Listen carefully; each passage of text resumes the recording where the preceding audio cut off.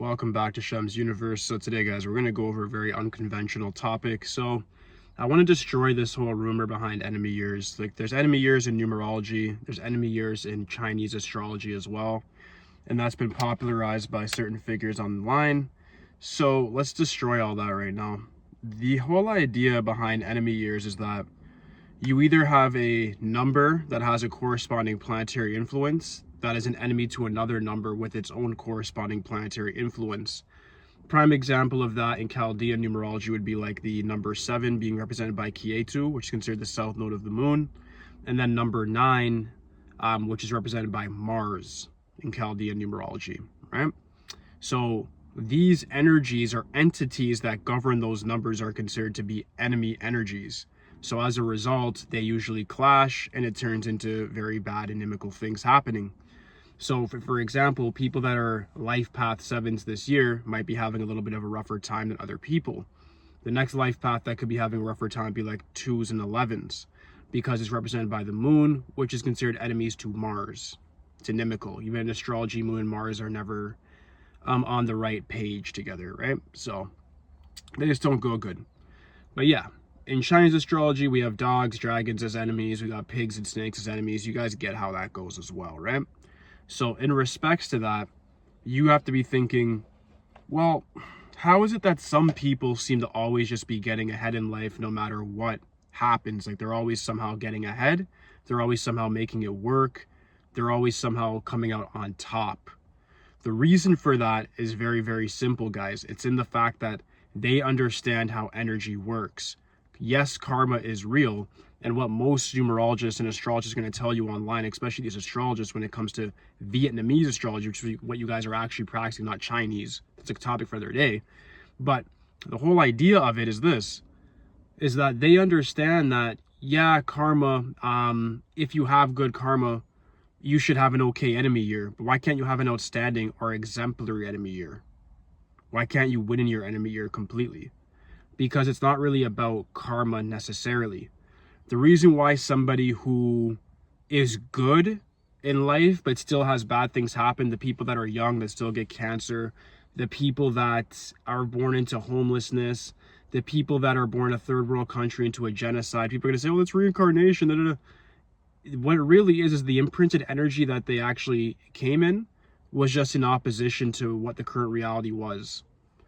And I'm not going to get into too much about how reincarnation works, but a lot of this stuff that we're thinking is karma is not necessarily karma. It's the fact that you need to have glitches for these things. And these people, these elite level people, they have the glitches via rituals to get rid of any sort of obstacles in their path. And you learn about some of these things in different sort of Bibles. There's the actual Bible, there's the Quran, there's that. But then you get different evil type of books as well. Witchcraft books that tell you about different things that are very interesting.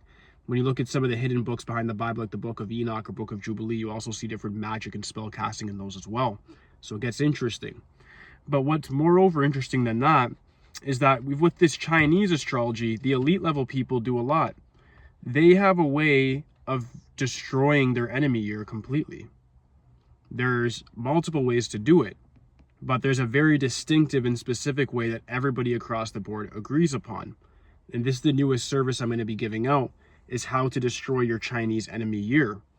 Meaning, how do you completely abolish it so it doesn't exist? And not only abolish it, how do you actually win in your enemy year? Last year, for instance, I did this without telling anybody because my karma wasn't the best. I've done bad things in the past. I've done a lot of bad things in the past. And have I sought retribution for it? Absolutely. Over the last, I'd say 9 years, I've just been living a very regular life. However, I know karma still follows you, right? But the way in which I was able to beat my enemy year, which should have brought forth a lot of bad things to me, was I did certain wealth rituals, which I have shared with you guys. But I did another ritual that's specifically to destroy your enemy year. And that's what you guys have to realize, is you have to know how to destroy your enemy year completely. The only way to destroy your said enemy year is by performing rituals at a certain time, with a certain frequency, meaning you have to know what you're doing, say certain words, and you can actually get rid of that enemy year completely, and it'll actually turn into a very friendly year for you. And this is the confusion behind, I'll give a random example. In the Dragon year, a dog team named the Boston Celtics in the NBA won the finals, right? Why'd they win? They should have lost. It was their enemy year. People are going to say, oh, there's specific players that were supposed to win because it was in their friendly trine. No, the team as a whole, as a brand, was in an enemy year, so they should have lost. The person that owns the Boston Celtics is somebody who's very, very attuned with these sort of rituals, this esoteric science. They understand that everything can be glitched, that we're living within an algorithm. So when you understand that you're living within an algorithm, you then can manipulate that algorithm to work for you. You just have to see the pattern recognition in it, see how it works, and then obviously go with that. So in enemy years, a lot of common things happen. People usually lose their health, lose a job, lose a loved one, as in like somebody dies around them, or they can even lose their own life. But moreover, it's usually people around them. So these rituals are actually to help you and help the people that are around you from experiencing what we're arguably saying is karma. I guess it's karma that, like, even if you did nothing wrong, you can still suffer in an enemy year. I didn't do that. I performed a glitch that essentially made me make more money than I made in any other year. My dragon year was much better than my dog year in 2018. I quadrupled my income. I had more freedom. I partied more. I did everything more. It's not like I was actually like more disciplined. It wasn't like I was staying low key, as they say. I wasn't doing any of that garbage. But what I understood was that there's certain things that you can do, which even these same astrologists and numerologists that are talking about enemy years, they know the ritual too, except they're going to charge you thousands of dollars for it. So what you have to understand is, if you guys want information on how to defeat your enemy year, hit me up and I'll definitely help you out. It's going to be like 80 bucks. And I'll line you guys up with how to actually defeat your enemy year completely. And if you have an enemy year coming up next year as that horse, and you're like a rat looking forward to that, I'd say get this from now. If you're in your current enemy year and it's just not going good, get this from now and turn this year around for yourself, because you don't need to be going through this. You don't have to be staying low key. You don't have to be governing your karma, making sure you're thinking positive. All that stuff low key isn't even going to work. Like the enemy year, imagine a gazelle being attacked by a lion. Sorry, car passing. Imagine a gazelle being attacked by a lion. Do you think the gazelle can reason with the lion when it's closing in and saying, yeah, I've been a good person for the last like 2-3 weeks and you shouldn't eat me? It doesn't care.